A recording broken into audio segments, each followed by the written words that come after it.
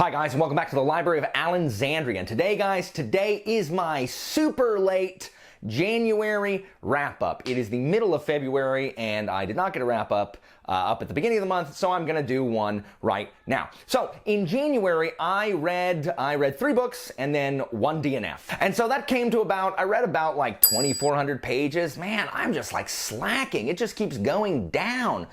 Man, the more this school year wears on with COVID and having kids in class and online, man, I am so tired that every time I try to read, it's just like, and then you gotta read like the last 3 pages I read because I was just sleep reading.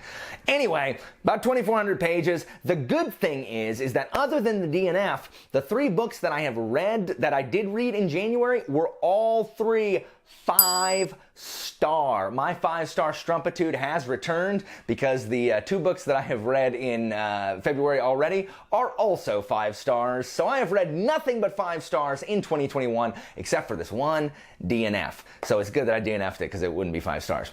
So let's go ahead and get started. I'll talk about the DNF first, and that is Boosh, A Long Way to a Small Angry Planet by Becky Chambers. Now, I DNF'd this because of time. The same way that I DNF'd Tower of Fools is the only other, well, no, I DNF'd City Boo Became also. But the only reason I DNF'd it is because I just was running out of time in January and had other things that I wanted to read more. This was theoretically a buddy read on my server, and several people DNF'd it. It was not just me. There were a couple people who really liked it, and that is awesome. I'm so glad that a couple people really did enjoy it. I was not one of them. It's not a bad book, and I think if I'd have had more time, I would have finished it. In fact, I haven't even put it back on my shelf yet. Once it goes on the shelf, that means it is done and cooked. I have nothing more to say about it. I've kept it out of my coffee table in case I have like time or I feel like reading a chapter, so I haven't really given up on it permanently, but it's definitely a DNF for right now. So, Long Way to a Small Angry Planet is about this girl named Rosemary who joins a like space junker ship, like it's like a puncher ship, and they punch wormholes so the intergalactic travel can happen or whatever. And hijinks ensue with her and the crew. It's like Mass Effect if there was no plot. So it's like hanging out in the Normandy. It's just the hanging out in the Normandy parts. That's it. It's the hanging out in the Normandy parts. That's really it. Like, if you liked Mass Effect and you really just loved the hanging out in the Normandy parts, that's awesome. Like, as long as you didn't want any shooting or action or anything else. So it's a sci-fi book, and the cast of characters is, like, zany with a capital Z. Like, I feel like this book was pitched with, like, zaniness. Look at the zany characters. It's like, you know how anything with Zooey Deschanel is gonna be insufferably quirky? Don't even try it. Don't try to deny it. You forgot it was Valentine's Day. Like, that's what this is. It's just like, look at the zaniness of these people. We have, like, Captain Ashby is a human, and I think he's descended from the Earthlings. There's 2 types of humans. The ones that are descended from the Earthlings and the ones that are, like, have just been here. Like, that aren't. I don't know. I don't know. There's some humans. And then there's, like, Syzyx, who is, she's a lizard person, so it reminds me of the Taurians, like Garrus. No offense, but if the end of the galaxy is coming, I'm not going out on the phrase, "This one feels like a flower." So she's like the Garrus, and she's the engineer. No, she's the pilot. She's the pilot. So she's the Joker. And then there's like the chef's name is Dr. Chef, and he's some weird kind of creature, but the way he described it, I just picture a walrus. This right here, this is Dr. Chef. And that's amazing, because it's like a freaking talking walrus. So I really like Dr. Chef, but then there's the 2 engineers, and Kizzy is the one who is the most insufferable. So Kizzy, specifically, her dialogue, it's supposed to be like really like endearing and charming, and look how quirky she is, but it rides that edge between like quirky and charming and just completely insufferable. And for me, it fell like easily, like toppled onto the side of insufferable. Like every time she talked, I'm just like, oh my gosh, like I can feel Chambers being like, oh, look how clever I am, look how funny this is. I don't like that. Like, I don't like, oh no, wink, look how funny. I don't like that. Like, I know Discworld does some of the nudge nudge wink wink stuff, but I mean, I don't know. I like that better. I did not particularly enjoy this book. It's fine. Like, I didn't dislike it, but nothing was happening, and I didn't love the characters enough to where I'm like, oh, I gotta see what happens with them.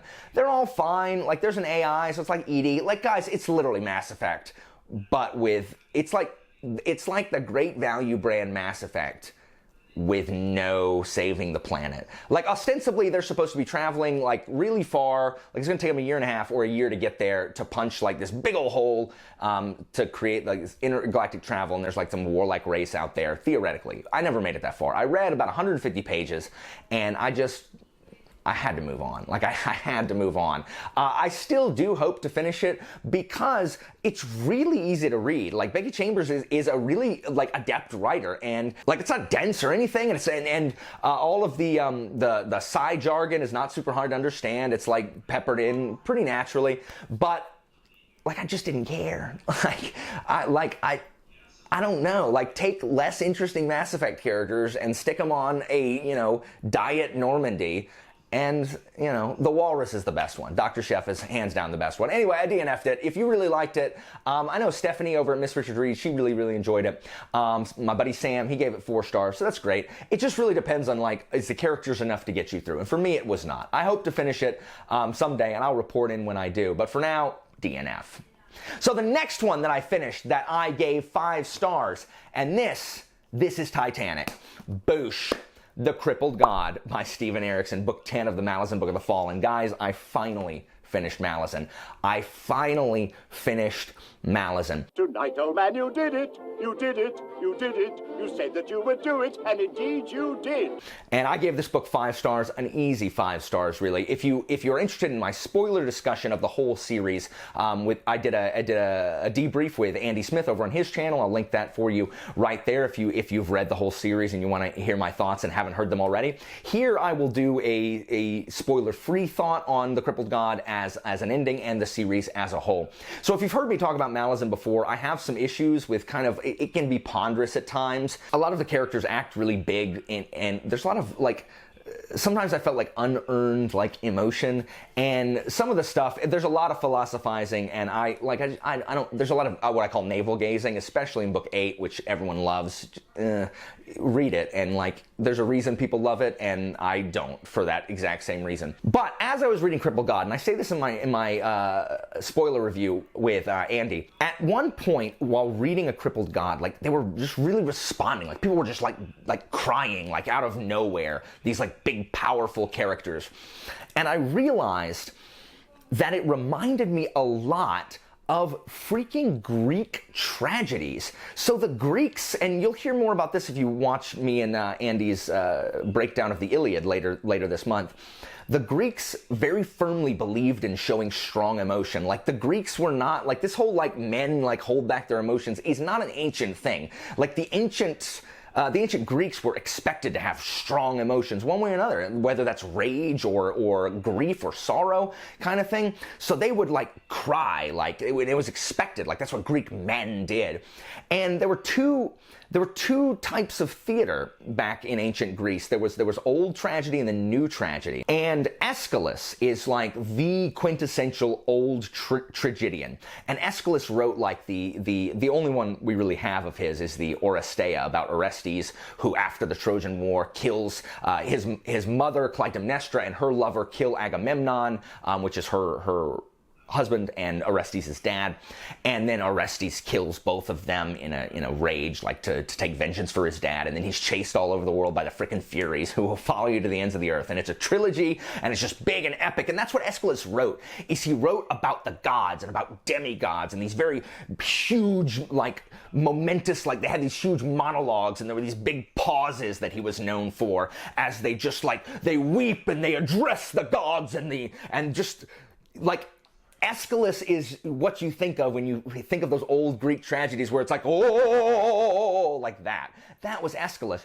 And then Euripides came along later, and Euripides and the new tragedy kind of replaced that with things that he was criticized for at the time, of making these normal protagonists. Like, he portrayed, like, cripples and like down on their luck soldiers and people who are not like these gods, these embodiments of these great things. Like Aeschylus believed that theater should be about these big, powerful beings and not like about the mundane and banal, like a cripple or like a prostitute. And that was just a big dame and no. And that's kind of what it felt like to me. What Erikson has done is blended both Aeschylus and Euripides. So both old and new Greek tragedy, and just like blended them together. And in a response, Erikson responded to that comment and said that he was influenced by the Greeks, and that's cool. But once I was able to kind of like realize that this is very Greek in its execution, that's kind of ponderous stuff and this big things that I felt were unearned didn't really feel that way anymore, because I don't have a problem with Greek tragedy. I just needed to like accept that this is, like this is the window in which we're working. Like, it's okay if like a lesser person philosophizes, if that's the conceit we've constructed, just like in a Greek play. And so that helped me feel better about the series as a whole. I absolutely recommend you read this series if you haven't. If you like military fantasy, Erikson does some of the best. I still think that there is too much philosophizing. There are too many characters, especially in the later books. I think books 1 through 6 are amazing. I think it starts to fall off a little in 7, and there's some stuff that I didn't think is necessary in books 7 and 8 and 9. 10 is not that way. 10 is kind of a conclusion to 9, so 9 really does all that build up. And guys, the conclusion, like 10 is, it's everything that's good about Malazan. It's just, the last 200 pages is battle. Battle. And the way he wraps it up is nothing like I thought it was going to be wrapped up. He does a masterful job of wrapping up this entire series, of just like closing threads that we've been chasing from the beginning. Like the end, guys, there's frozen blood tornadoes, for the love of humanity. Like, it is just so freaking bizarre, the stuff that gets thrown in here, but yet so epic, and also wild, like Aeschylus epic, but Euripides personal. And it's just, there are some heartbreaking moments at the end. There are some particular lines of dialogue especially that just get me like right here. But the series as a whole and what it says, and yes, it does say plenty about compassion, especially in this 10th book. And I've been really fortunate to have people who have read this series more times than I have, and have done like kind of a deeper dive to kind of help me. Child of Honor, especially over in my Discord, has really answered a whole bunch of questions for me that I had, and he's one of the people who's read it tons and tons of times. So I really enjoyed this conclusion. If you like military fantasy, you absolutely should read this. There's no reason you should not. Erikson does know what he's doing with the end of the wrap-up. Again, I don't agree with every choice that was made, and with the last 4 books, I think there's too much there, and I think some of that bloat, for me, it felt like bloat. The conclusion was definitely worth the wait. I'm sorry I didn't finish it earlier. Definitely 5 stars for The Crippled God. So my next 5-star that I read is Boosh, Valor by John Gwynne, book 2 of The Faithful and the Fallen. And guys, I have not done a review for this. The review for Valor will be up later this week. But I did have a discussion, both non-spoiler and spoiler-filled, with Abby and the Professor Philip Chase and the wonderful Petrick and Alex. It was on my channel. I'll link that video here if you missed it. Guys, this book is so good. Like, it feels like, because it picks up mere minutes after the end of Malice, it feels like just a continuation of the first book. In fact, it feels like season 1 of a great TV show left off at the end of Malice, and Valor just picks up and we hit the ground running. And because of this, there is none of that the character work that's at the beginning of Malice. It is just go. Fully half this book is like a chase scene, and there is so much action in this book, guys. At some point, I was tired. Like, I'm just like, I gotta breathe. Like, I have to be able to rest. John Gwynne, you gotta give me a rest. And this continues the saga of good versus evil, the Bright Star and the Black Sun. What's going to happen with them? We learn more about their identities. More people die because there are so many characters. You cannot have this many characters without expecting some of them to die. And it's surprising. Some are surprising, some are unsurprising. Gwynne has heroes like these he introduces a couple more POVs, which I loved. He builds more on the heroes from the last book. He builds more on the villains from the last book. And oh my gosh, does he create some just like freaking punchable villains. Like, I just want to punch them right in their faces. Lycos and his stupid grappling hook, if you've heard me talk about it already, it's garbage. Lycos' grappling hook is absolute garbage. If you saw my my Choose Your Own Adventure tag, I talk about how he's like playing Keelik from Soul Calibur. It's just cheap and cheese and the worst. But John Gwynne is just, he's so good at like playing with tropes. It seems like it's going to be archetypal, and then he puts his own spin on it. Like, I've never had like the chosen farm boy be more endearing than what he's created here in Corbin.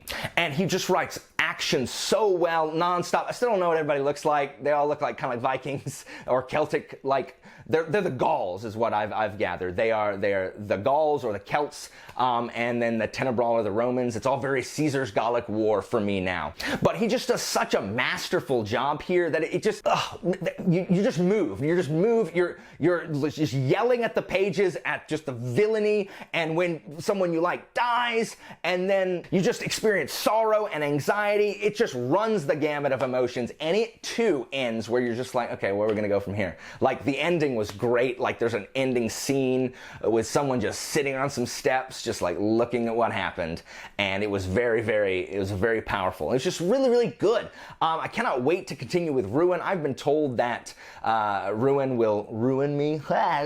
So I've also been told that you want to go immediately into Wrath, which is why I have Ruin scheduled for the end of this month, so I can go immediately into Wrath in March. But John Gwynne just does such a great job here. 5 stars in it, just 5 stars. Such a good book. Such a good, it's so good, and I can't wait to read the conclusion. Also, this month, I need to mention that I spent a large portion of the month playing a game called 13 Sentinels Aegis Rim, which is a game for a PlayStation 4 game that is a visual novel. So I read this sci-fi book, but it's really a game with some gameplay. If you don't know what a visual novel is, it's a lot of text and a lot of dialogue in video game format. There's some mini games that you generally play, and maybe you've got some, you can move around and play something, but it's really mostly just text. Like, there's even less to do than in a standard RPG where you run around and, you know, there's no real fields or dungeons to explore. It's really just, as a player, you move from point to point where the story is going to be told.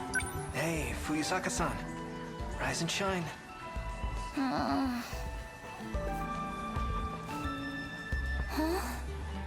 Class is already over. Kurabe-kun? Thanks. You were out cold, huh? Just now, I had another weird dream. There is a section of the game where you are in these giant things called Sentinels that are just like mechs. They're Gundam, essentially. And it's like a tower defense game or an RTS where there's all these things called kaiju just pouring on your city, and you've got to defend them with like missiles and stuff. And that was really fun. I suck at RTSs though, so ugh. Don't miss. Nailed it. Oh, number 10. Where are they? Okay, let's do this. Nice. Give it up.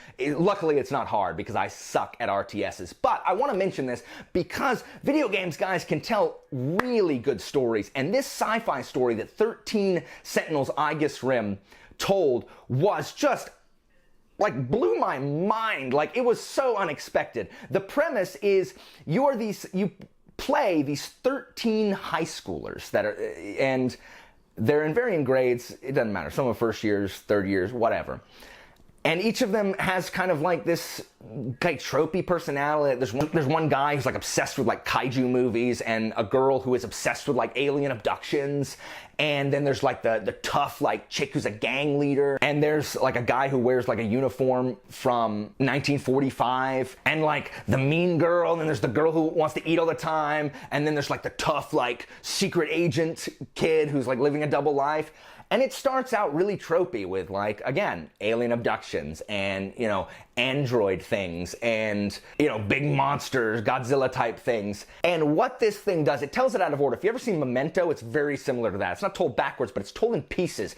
As you play, you get to choose your character, and as you play through their stories, it'll end up locking, and then you'll have to play this character's story up to this point to unlock this one. And as this story unfolds, oh my gosh, let me just tell you, there is zero way that from the beginning of this game, I could have predicted the ending of this game. The sci-fi tale that this thing tells through these 13 kids, where you're just going from like set piece to set piece as you're and then you have dialogue with other characters.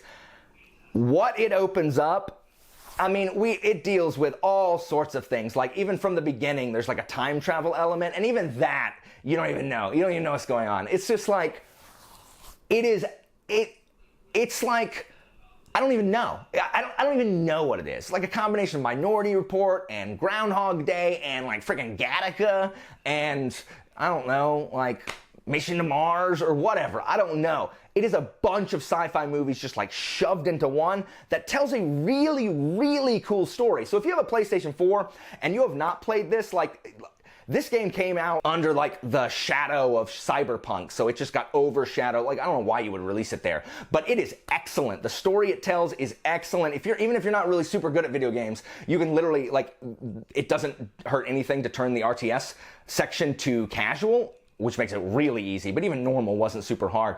It is just a really, really good sci-fi story. I would give it 5 stars easily if it were a book, but it's a visual novel. Like, if you've played Steins Gate or Fate or anything like that, those are visual novels, or Zero Escape, stuff like that, if you've played any of those. Anyway, it was excellent, and I wanted to be able to insert this in here because I don't get to talk about video games all that much on my channel, and so I definitely wanted to mention that because that's another, text, so much text. It felt like reading a book. That is my 4th book that I read.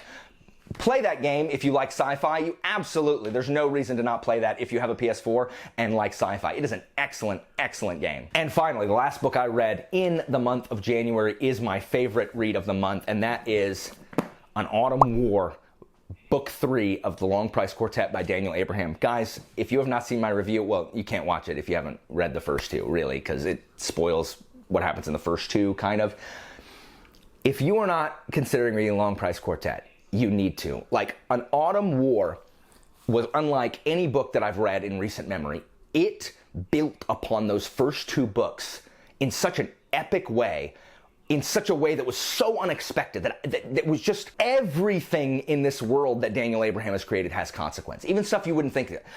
A lot of times I think in fantasy books, consequences are small or often overlooked. I think what makes this so compelling of a series is just the consequences of these people's actions, and the characters are just so good and they feel so real, and they're so just tragic in their humanity. He has just created a Shakespearean saga, but much easier to read and just beautiful in its prose. Guys, it's so good. Long Price Quartet is so good. If you did not, I encourage you to read the first one, Shadow and Summer. And even if it's not your favorite, if you didn't hate it, please keep reading. If you read it and you just didn't like it and it's not for you, then the whole series probably isn't going to be for you. But if you read Shadow and Summer and you're like, that wasn't the best thing, but the world's interesting and that kind of stuff, please keep reading. Because what Abraham, and I've already finished book 4, and what Abraham builds on the first 2 books with books 3 and 4 is just nothing short of incredible. It is so freaking good. In Autumn War, I can't really talk about it because it is the 3rd book, but we finally get a perspective from the Galts, which is that Western Empire that's just been kind of trying to undermine the Kayate, this Eastern Empire, in the first 2 books. We finally get a Galtic perspective in a general named Balasar Geiss, which is just a freaking cool name. And it is about war, and it is about parenting and loss and relationships and loyalty, and Abraham tells a masterful story here. It is easily my favorite book that I read in January, and it propelled Long Price Quartet to one of my favorite series ever. If I had read this last year, it would have definitely been on my favorite series. It was just so good. There's not a ton else I can say about it without you having read the first 2, but I implore you, if you are not thinking about reading Long Price Quartet, please, I urge you to consider it. So guys, those are all the books that I read and the game I played in January. Hopefully I can do a little better in February and, I don't know, read a little more. It's just, I'm so tired all the time, guys. I'm so tired. But we must soldier on, as Posh Allen would say. Guys, thanks so much for watching. As always, information about my Discord and Patreon are down in the description, and I will see you guys next time.